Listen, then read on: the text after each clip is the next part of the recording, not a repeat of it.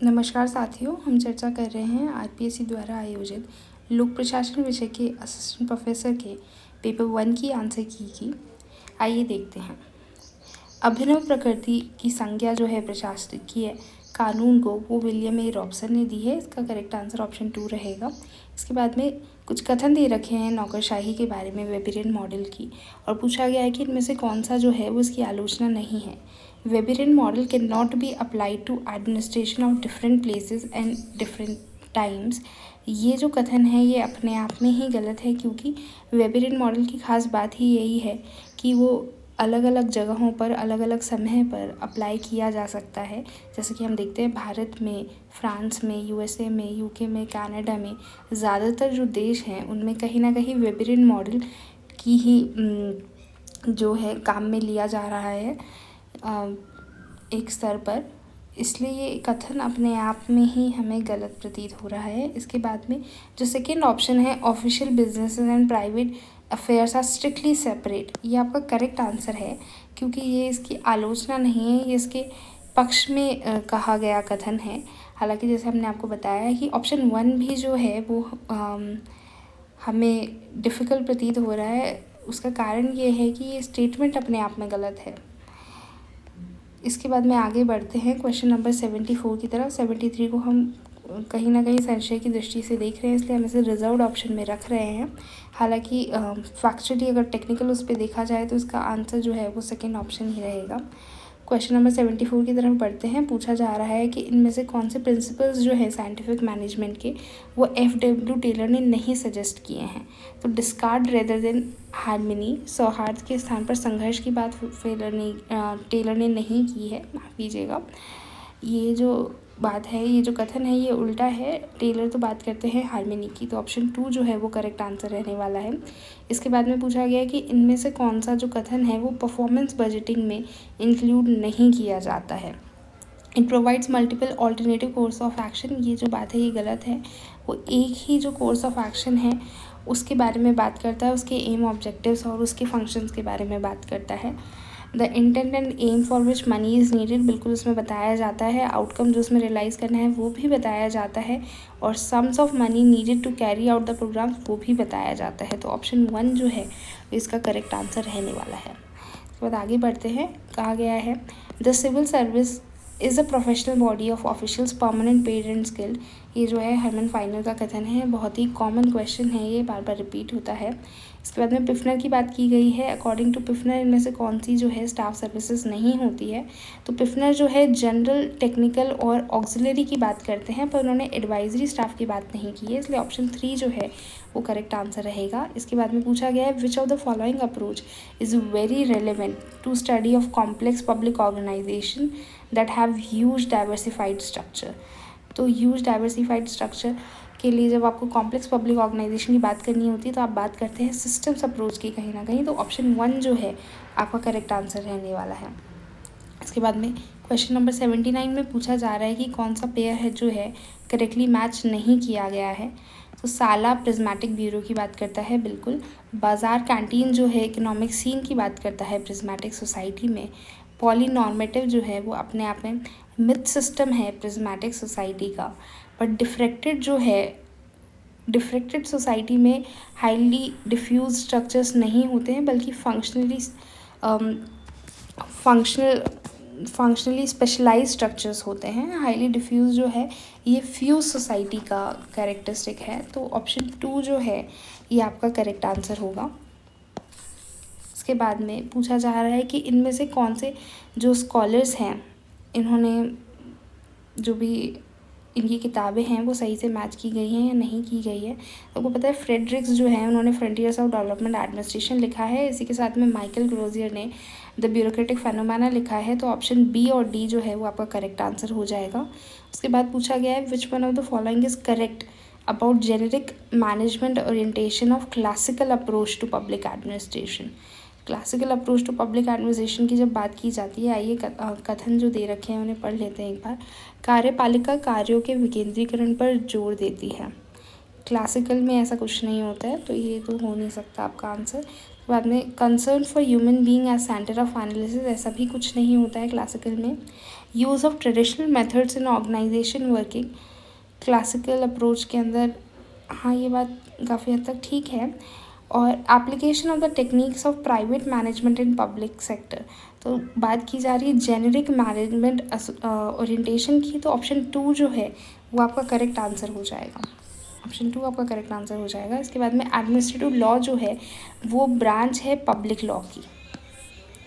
इसके बाद में पूछा गया है कि ये जो 2 तरह का क्लासिफिकेशन है कोऑर्डिनेशन का, प्रोसीजरल और सब्सटेंटिव, वो किसने किया था, तो ये जो है ये हर्बर्ट साइमन के द्वारा दिया गया है। ऑप्शन 1 जो है आपका करेक्ट आंसर हो जाएगा। इसके बाद में पूछा गया है कि इनमें से कौन से जो स्टेटमेंट है वो इनकरेक्ट है एडमिनिस्ट्रेटिव ट्रिब्यूनल्स के बारे में। आइए स्टेटमेंट्स पढ़ लेते हैं एक बार। They follow the principles of natural justice in judicial decisions, बिल्कुल। They perform quasi judicial functions, जी हाँ। These courts ensure specialisation in justice service delivery, ये भी बिल्कुल ठीक है। They are bound by rules of evidence similar to ordinary courts, ये कथन जो है ये गलत है, इसलिए ऑप्शन 4 जो है आपका करेक्ट आंसर हो जाएगा। इसके बाद में पूछा गया है कि विच of the following is not correct regarding research methodology. Research methodology जो है ये सिस्टमैटिक वे है किसी भी रिसर्च प्रॉब्लम को सॉल्व करने का, साथ ही साथ researcher has to expose the research decisions to evaluation before their implementation, ये बात भी बिल्कुल ठीक है। शोध समस्या की जो प्रकृति एवं आवश्यकताओं के अनुसार शोध प्रविष्टियाँ बदलती रहती हैं, ये बात भी बिल्कुल ठीक है। लेकिन रिसर्च मेथड और रिसर्च मेथडोलॉजी जो है ये सेम नहीं होते हैं, ये एक ही चीज़ नहीं है, इसीलिए तो 2 अलग अलग नाम हैं, रिसर्च मेथड और रिसर्च मेथडोलॉजी। इनमें क्या है, कुछ अंतर रहता है, इसी वजह से ऑप्शन 4 जो है वो आपका करेक्ट आंसर हो जाएगा। इसके बाद आगे बढ़ते हैं। Effectiveness of training is significantly increased if the monitoring and evaluation of training programme is systematically undertaken, बिल्कुल ये बात सही है। In the era of globalisation and competition training can not remain on action of faith, it needs to demonstrate the return on investment, ये बात भी बिल्कुल ठीक है। और जो आपका कारण है वो कथन के लिए बिल्कुल सही व्याख्या है, तो आपको ऑप्शन जो है सेकंड चूज़ करना है। इसके बाद में पूछा जा रहा है which of the following is not a quantitative method of policy evolution. Policy evolution या नीति मूल्यांकन की मात्रात्मक पद्धति नहीं है, तो ऑर्गेनाइजेशनल इश्यूज एनालिसिस यानी संगठनात्मक मुद्दों का विश्लेषण जो है ये इसकी मात्रात्मक पद्धति नहीं है। बेनिफिट कॉस्ट एनालिसिस, स्टैटिस्टिकल सर्वे और कॉस्ट इफेक्टिव एनालिसिस, इन तीनों में ही क्वांटिटेटिव मेथड का इस्तेमाल किया जाएगा, तो ऑप्शन 3 जो है वो आपका करेक्ट आंसर रहने वाला है। फिर पूछा गया है निम्नलिखित में से कौन सा जो है साइंटिफिक रिसर्च नहीं है, तो साइंटिफिक रिसर्च जो है थियोरेटिकल हो सकता है, एम्पिरिकल हो सकता है, नॉन क्यूमुलेटिव, नॉन एथिकल हो नहीं सकता, साइंटिफिक रिसर्च को आप नॉन एथिकल नहीं कर सकते हैं। साथ ही साथ नॉन क्यूमुलेटिव भी जो है वो हमें डाउटफुल ऑप्शन लग रहा है, इसलिए हम इस क्वेश्चन को रिजर्व में रख रहे हैं। ऑप्शन 2 और 4 में से कोई एक इसका आंसर होना चाहिए। इसके बाद में पूछा गया है which of the following is not the method of research. देखिए हिस्टोरिकल मेथड, सर्वे मेथड और लिटरेरी मेथड तीनों ही होते हैं, पर इवोल्यूशनरी मेथड यानी विकासवादी विधि नहीं होती है शोध की कोई विधि, इसलिए ऑप्शन 2 जो है इसका करेक्ट आंसर रहेगा। फिर लाइन आइटम बजटिंग के बारे में हमें कुछ स्टेटमेंट्स दे रखे हैं। देखिए लाइन आइटम बजटिंग जो होती है इसे परंपरागत बजटिंग कहा जाता है, इसे वृद्धिशील बजटिंग प्रणाली यानी इंक्रीमेंटल बजटिंग सिस्टम के नाम से भी हम जानते हैं, तो ऑप्शन ए और डी तो आना ही चाहिए आपके आंसर्स में, तो जहाँ पर डी नहीं है या ए नहीं है उन्हें आप कैंसिल कर सकते हैं, जैसे कि ऑप्शन 2 जो है वो नहीं हो सकता है, A has to be there, D has to be there. Option 1 जो है वो भी नहीं हो सकता है।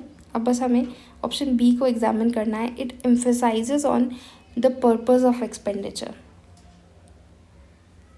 ऑप्शन 2 जो है आपका उसके बारे में आपको देखना है, तो लाइन आइटम बजटिंग में ऐसी कोई बात नहीं होती है, पर्पस ऑफ एक्सपेंडिचर जो है पर्पस की कोई बात नहीं की जाती है, सिर्फ आइटम की बात की जाती है, इसलिए ऑप्शन ए और डी जो है वो आपका करेक्ट आंसर रहने वाला है। क्वेश्चन नंबर 91 में पूछा गया है कौन सा स्टेटमेंट करेक्ट है regarding the functions of budget. Functions of budget की बात कर लेते हैं। To ensure financial accountability of executive to legislature, बिल्कुल बात सही है। To ensure accountability of subordinates to superior in administration, ये भी बिल्कुल ठीक है। To facilitate efficient execution of public services, लोक सेवाओं का कुशल क्रियान्वयन करने के लिए बजट जो है वो अपने आप में ज़रूरी है, ये जो कथन है ये हमें लगता है कि इसके लिए इतना सूटेबल नहीं है, एप्लीकेबल नहीं है। तो ऑप्शन ए और बी जो है, फिर इसके बाद में it is an instrument of social and economic policy, ये भी बिल्कुल सही बात है। तो ऑप्शन ए, बी और डी जो है वो आपका करेक्ट आंसर होना चाहिए। हालांकि कुछ लोगों को संशय हो सकता है, लोक सेवाओं की इफ़ेक्टिव एग्जीक्यूशन यानी कुशल क्रियान्वयन के लिए बजट तो हमारे लिए ज़रूरी होता है, पर दूसरे फैक्टर्स जो होते हैं वो ज़्यादा डोमिनेटिंग होते हैं एज सच, क्योंकि एग्जीक्यूशन की बात हो रही है। तो हमें तब भी इस पे डाउट है और हम ऑप्शन 1 के साथ जा रहे हैं। हालांकि ऑप्शन 2 की भी पॉसिबिलिटी है इसका करेक्ट आंसर होने की। क्वेश्चन नंबर 92 की बात करते हैं। इनमें से कौन सा जो पॉइंट है वो ठीक नहीं है regarding the principles of financial administration. आप सभी को पता है फाइनेंशियल एडमिनिस्ट्रेशन जैसा भी हो वो कॉम्प्लेक्स और रिजिड नहीं होना चाहिए, जटिल और कठोर नहीं होना चाहिए। उसके बाद क्वेश्चन नंबर 93 में पूछा गया है स्पैन ऑफ कंट्रोल के regarding. It owes its origin in military. Sir Ian Hamilton coined this term in the UK. ये बात बिल्कुल ठीक है। It assumes that supervisors possess infinite quantum of time, energy and attention to devote to their jobs. ये बात बिल्कुल गलत है। ऑप्शन सी जो है वो आपका करेक्ट हो नहीं सकता, इसलिए सिर्फ ऑप्शन 1 बच जाता है आपके पास में, यानी ए, बी और डी जो है वो तीनों सही स्टेटमेंट्स हैं।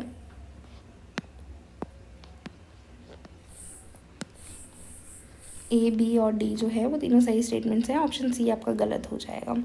इसके बाद आगे बढ़ते हैं। पूछा गया है निम्नलिखित में से कौन सा लोक प्रशासन तथा निजी प्रशासन में समानता का कारक नहीं है।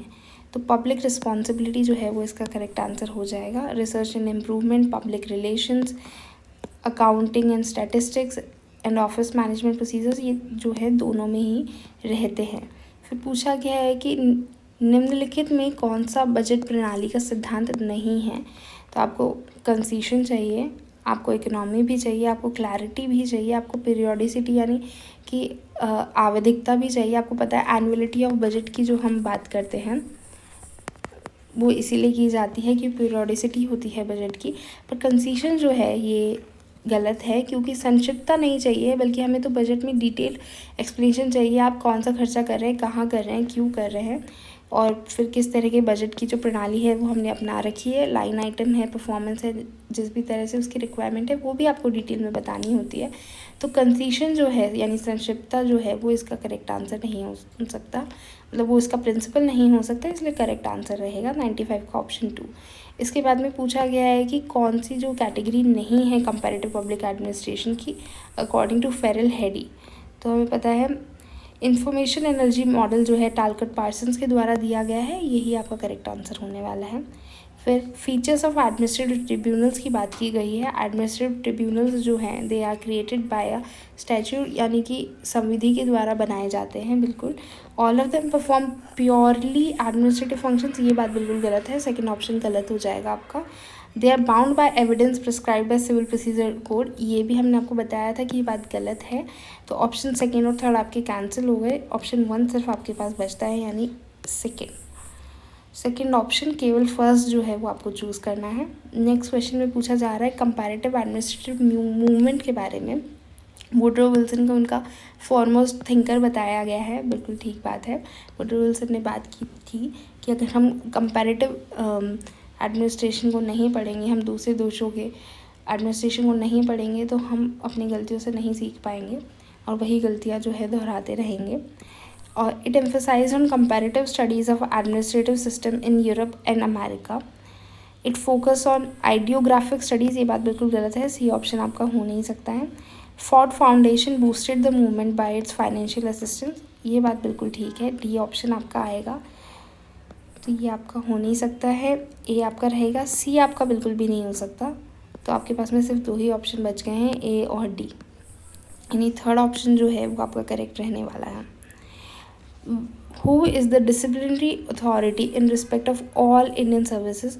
तो प्रेसिडेंट जो है वो डिसिप्लिनरी अथॉरिटी होते हैं, राष्ट्रपति जो हैं। उसके बाद में पूछा गया है कि कौन सा जो मेथड है, which of the following statements are correct about scientific method and research. वैज्ञानिक पद्धति जो है इसके बारे में सही स्टेटमेंट्स हैं। तो यह आनुभाविक प्रमाणों पर निर्भर करती है, बिल्कुल।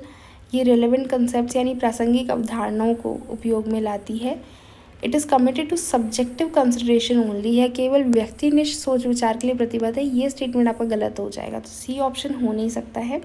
डी में पूछा गया है, ये बताया गया है ये संभावित अनुमानों में परिणत हो जाती है, यानी इट रिजल्ट्स इनटू प्रोबेबिलिस्ट प्रिडिक्शंस, ये भी ठीक बात है। तो सी ऑप्शन आपका बस कैंसिल हो जाएगा। ए, बी और डी यानी कि सेकेंड ऑप्शन जो है वो आपका करेक्ट है। इसके बाद में पूछा गया है which one of the following is called non probability sampling.